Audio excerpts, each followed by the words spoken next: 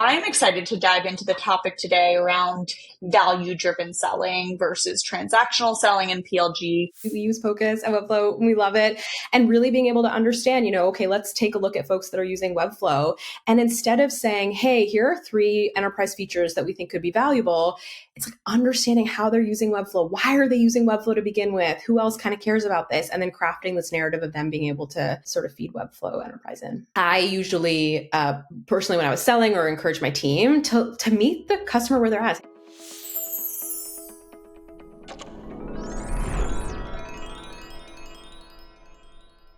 Simran, I'm so excited for you to be here. I've loved our conversations before this, so I know this is going to be a super interesting conversation. Before we dive in, can you give me a little context into who you are and your background? Would love to. I always love this question, and I feel like it always changes a little bit. I feel like, especially as a woman, we hold so many roles in our life, and sometimes at different parts of our life, some are a little bit more in the forefront than others. So I will say I'm a mom of a 4-year-old, very spunky, sassy gal. I live in Toronto with her and my husband. And I'm also a sales leader. I've been in sales for over 10 years, in SaaS for about 8, and then moved into leadership over the last couple of years. I love sales. I think it's just an incredible profession that brings together so many different folks, and we provide so much value, not only within the organization, but to companies outside. I'm also a beauty product junkie. I love to travel. I love food. I mean, I'm a pretty basic millennial gal. I wish we were kind of just focusing this most on everything you just said in the end. I want to hear more about your daughter. I want to hear about your skincare routine. I want to hear about your travels. But unfortunately or fortunately, we're here to talk about product-led sales. Maybe we'll have a follow-up conversation on everything else. Love that. Amazing. Well, I'm excited to dive into the topic today around value-driven selling versus transactional selling in PLG. Something you and I talked about is how sales at Webflow has really evolved since you've gotten there, and really has become very mature. And I'm impressed by your motion, and I'm excited to kind of dive in with you on kind of how you got to where you are today. So something that we were talking about earlier is quote unquote healthy friction that comes up with a lot of PLG companies when they're moving to sales led. And I think Webflow, you all did a good job of figuring out what that healthy friction is. So can you talk to me a little bit about what is this so-called healthy friction? Absolutely. Well, I know for Webflow, I mean, this was a really big shift for the company, going from being product led for 7 to 8 years, and then really starting to explore what it would look like to go up market and provide value to in-house marketing teams to be able to build for the web. This was a really big shift, and it was one that we were really, and this actually predates me a little bit at Webflow, but one that we really wanted to be intentional about and be really calculated about. And so having built this really tremendous community over the last 8 or 9 years at that point, there was this continual focus at our leadership level of, are we going to abandon this community if we start focusing on an up-market motion? And that comes through from a marketing perspective, from a sales perspective, from a product perspective on what we're releasing to what part of the segment. And I think at Webflow, what was really interesting is that we took this expand the pie mentality versus one or the other. And with Webflow, our mission is to bring superpowers to everybody. And this could be for community, for freelancers, for people who are building like the hobby website, to in-house marketing teams that can really drive their business forward through their web. And so this expand the pie mentality was really brought, from early days. And that friction, of course, came from a sales perspective. We were sort of this startup within a scale up, and we were looking to push boundaries. And this was really driven from demand we were seeing in the market. We had companies coming to us looking to leverage Webflow for their main marketing assets. And so when we were looking any new product release, our team was eagerly waiting, is it only going to be for upmarket? Is it going to be for everybody? And I think there was a really thoughtful approach that was done at a leadership level of, is this going to be something that is really going to drive significant value, whether it's through ARR or customer value, if we only do it for our sales-led motion? Or is this something, if we do release it to the larger communities, actually contributes to the broader flywheel that can actually help boost revenue across both sides of the house? So I think it really does. It takes intentionality, but this friction I think is really healthy, and I think this actually helps progress companies forward, and it really gets the team thinking about where any new product release. I think it's super tempting, especially when you're taking customer feedback to build out new product. It's really understanding, okay, we've heard from customers, we've heard from our community, we know we need this, but really who's going to seek the most value from it? And then obviously from a commercial standpoint, it's like, where can we capture the most amount of value? That's awesome. And something I want to dive into a bit deeper is you mentioned that before sales, like what predated you was 7 to 8 years of a PLG motion, maybe a light sales motion. And then you were there in the earlier days of sales of kind of moving from we're pure PLG to having a sales motion. And something that you talked about is you have to switch your mindset from more of this transactional sell, which is usually what happens in a PLG type of product, and like swiping a credit card, to more of this value driven sells, which is more kind of top down traditional enterprise selling. How did you all make that transition? Because that is very easier said than done. It is very hard. And so I'm impressed by how you all did that. I'd be curious, how did you do that? Very big team effort. There's like a running joke internally about like sales is a team sport. And so it's absolutely not one person, one thing. I think, looking back, I've been at Webflow for 2.5 years, and it's like a real cross-functional effort to actually get this done. But when I think back to the early days, and I think back to even the product that we had that we were selling in market, which, the differentiation between that and candidly our, self-serve offering was minimal. And this is something that I tell my team all the time, is we really need to understand, like, lead with the company's business that we're selling to, especially coming from a PLG company, and especially one like Webflow, where the product is really incredible and it drives a lot of value. We walk into these demos and folks would say, this is amazing. And then we would talk about pricing and getting into contracting. And there was always these friction points. And really what we saw, and this was, I came in with some strong challenger sale training, and really leading with discovery, understanding their business, understanding what problems they're facing, what's happening at their company, what's happening in their market. And then how does the website impact that? And then we get to tooling, and then we talk about, okay, how does the platform that you have today support or not support all these really key initiatives? And then how can we position Webflow against those pains and problems that you're experiencing? And so, I think it was one where it required deep curiosity. Discovery for me is one of the most favorite parts for me about a deal cycle, which is not just a discovery call. It's truly throughout, but really understanding what they were looking to accomplish and leading with them, versus being like, hey, here's Webflow. This is an amazing product. And by the way, we have XYZ, like additional offerings on our enterprise side.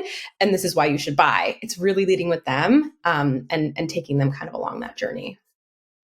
It's such a good point of, I had to learn this in early days of selling Focus, because I don't come from a sales background. Of I would get so excited about a feature we shipped or the product in general that I would be selling the product rather than selling the value. And I think you just articulated it very well, of you need to think about what is the business, what are their needs, and then how do I kind of take the impact and the value the product provides and tie it to their needs, rather than just showing how cool a specific feature is. Absolutely. And this is, we see this, we use Focus and Webflow, and we love it. And really being able to understand, okay, let's take a look at folks that are using Webflow. And instead of saying, hey, here are 3 enterprise features that we think could be valuable, it's like understanding how they're using Webflow. Why are they using Webflow to begin with? Who else kind of cares about this? And then crafting this narrative of them being able to sort of feed Webflow enterprise in.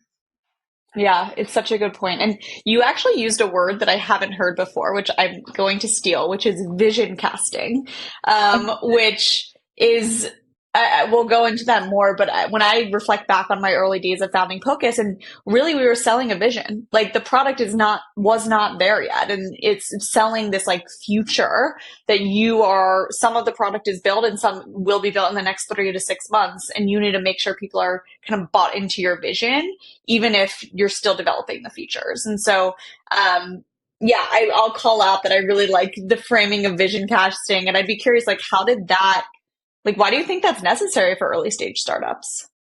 Yeah, I mean, I think it's like to your point, it's really relevant for early stage startups. It's also relevant for if you're building out a sales team within a PLG company because you're effectively creating a new segment, you're going after a new target audience, and it's not easy. And it's I think it's not necessarily for everybody, which is why it takes a special breed of human to be at a startup or early stage team. Um, I think what's really important with this, to your point, is you have so much conviction in the vision, the value that you can offer, and it's not necessarily the exact product feature, right? It's this overall solution that, whether it's Focus or with Webflow, that we can change your business, we can solve these problems if you come on board. And what we were finding early days in our journey is we were really talking, and where we were seeing success is with these early adopting type personas, right? So whether they were innovative companies or they were really innovative people looking to make a splash at a traditional company, and they were willing to take that risk. But it's really the way this vision casting is really effective is when you can really drive what are they looking to accomplish.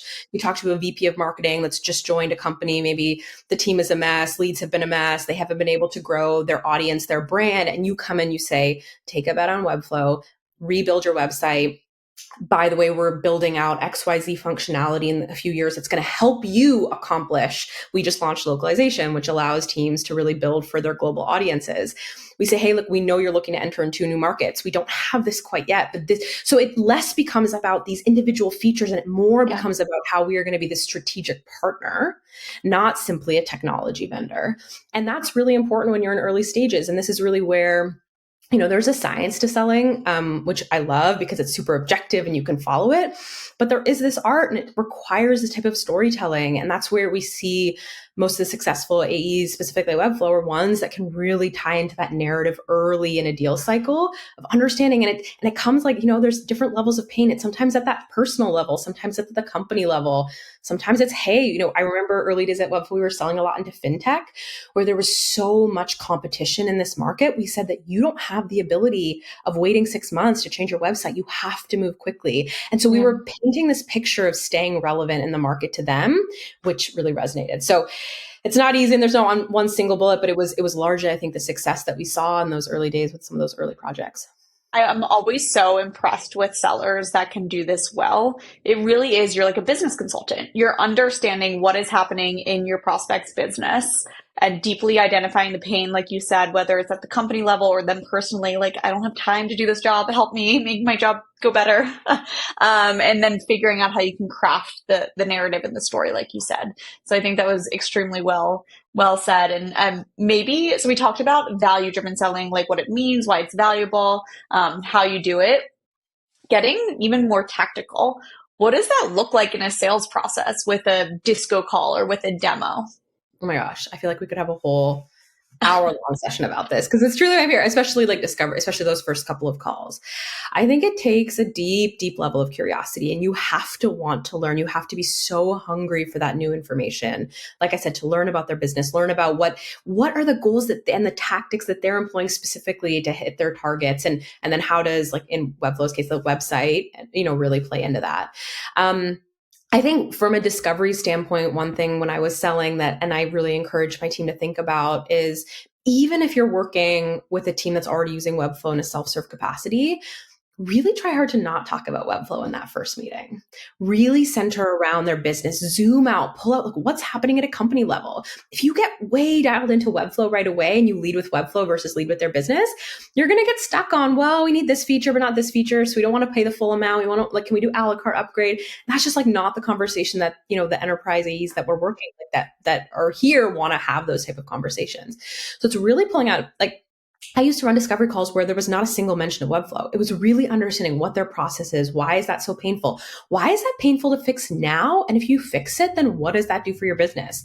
At the very tail end, you can talk a little bit about a 1 or 2 minute pitch of where, what you're excited about sharing from a Webflow offering perspective. But it's really centering. I mean, everyone loves to talk about themselves and their business. You're giving a customer an opportunity to do that. And so I think it's really about, and instead of trying to tie, especially in a PLG company where you're doing sales, that instead of trying to tie every single discovery question to like, okay, this is going to be for enterprise versus this is, being self-serve, it's really just being really curious about their business. I think for demos, what's interesting, and I'm so grateful for our SE leadership here, our solution engineering leadership here at Webflow. They've just been so thoughtful about how to craft really value-driven demos. And for me, what's really interesting is when AEs and SEs can partner and take what they learn in discovery. So if there's 3 key pains that they're experiencing today and they know why that's so painful. So for example, if it's taking them like 2 months to create a landing page. Landing pages are huge for companies. They're high converting. They often have a lot of paid behind them. If it's taking them that long to produce, and then we get into the Webflow demo and the AE's teeing it up. In the background, the SE is building out a landing page in 2 minutes. The AE can say, like, you've told us it takes you 2 months to do that. You saw this being done in 3 minutes. What would that do for your business? So we call these like aha moments. And if you can have 3 aha moments in a demo, super impactful versus just like a tour of the product at a PLG company. I mean, they can effectively go take a look at the product if they really wanted to. And so really being able to have these aha moments where they walk away, potentially learning something new about their business. Like that for me is always like a huge, oh my gosh, the reaction, huge benefit. But really where they understand, oh, these are the 3 ways that Webflow can help me and the key priorities that I'm looking to accomplish.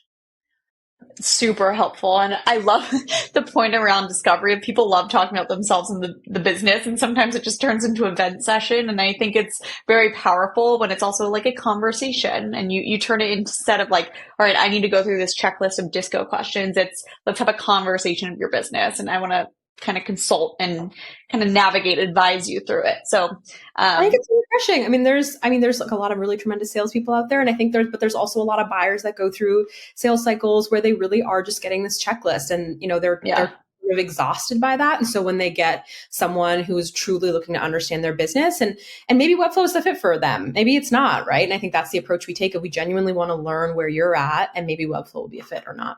Yeah, that's awesome. And my last question for you is, so you talked about, sometimes you'll do a full disco call and never mention Webflow. And you're really just talking about pains. There's a lot of talk on LinkedIn or Twitter of, try before you buy. Like you should get on a call and be able to see the product right away. And, all of that kind of conversations. What is your response to people when they say like, I don't want to get on a disco call. Why would I have a disco call? I just want to demo or try the product. I'm laughing because they're like everywhere. And they're candidly sometimes my favorite prospects because I'm like a little bit of a glutton for punishment and I like love a good challenge. And we see this a lot. And I think here what's really important and where really successful sellers shine is where they're not afraid to be direct and have that kind of provocative conversation or uncomfortable conversation.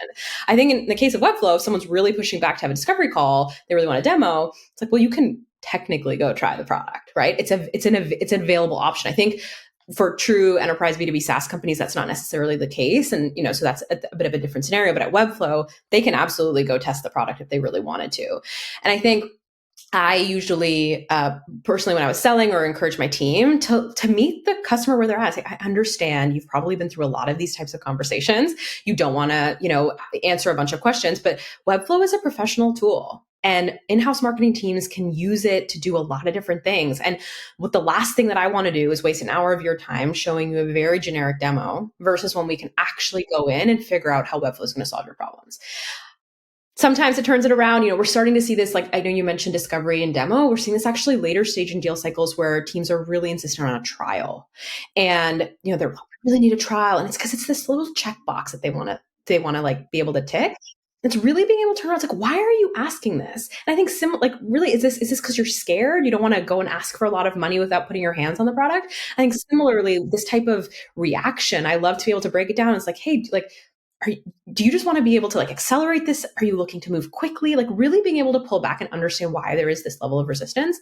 You're always going to get it. And my favorite thing is with people like this, when we skip a few steps and then we get to the late stage, I'm like, oh, can we just get a demo? Or, oh, like I just need to be able to like run this through my CFO, which, they've said that they could get it done by themselves. So I always love to say I told you so, but I think we're going to see it. But I think, especially for enterprise tools, there is so much value that we're bringing to their business. And yes, there's functionality and features that they might want to see, but this is like in Webflow's case, an overall offering and solution that we want to be able to map to value. Yeah, I love the way you're framing it and just asking why and not taking at face value that they want a trial because they want a trial. There's probably something else that we haven't learned yet that would be more helpful to uncover before offering that. Um, we see that a lot as well. Like people are like, I want to try this. I want to see it, have a POC, or I want a free trial. And if you really understand why, there's sometimes not a good reason. And we're like, this is just going to take you a lot of time. Like, are you sure? Are you sure you want to do that? And most of the time, they don't actually do it. We open up a trial Yes. environment and they don't actually do it. Yeah. So it's really being able Yeah. to understand, like, are you looking to really, like, we see a lot of Webflow, like the change management aspect. If it's an engineering led website, now it's marketing, like they really want to understand what that's going to feel and look like. Okay, we can have a more tailored discussion. So it's really understanding the outcomes of what they're looking to accomplish and then mapping back to a plan. Yeah, incredible. I so appreciate this conversation. I know we're just about time, but I feel like we could have gone on for hours about everything here, plus the other, your skincare routine and all those other topics. But this was so incredible. I loved the concept of value-based selling and everything you've done at Webflow to get you and the team there. It's just really incredible to see. So I really appreciate you being with us today. Amazing. Thank you for having me.